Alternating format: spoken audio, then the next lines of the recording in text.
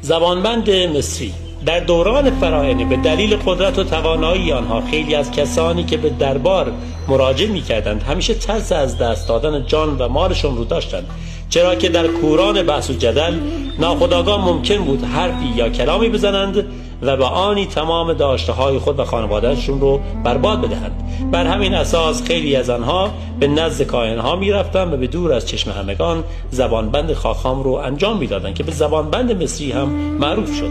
و بدین وسیله زبان کسانی که می‌خواستند آنها بحث و جدل کنند و مقام‌های بالایی داشتند یا مقام‌های کوچکی داشتند قفل می‌شد.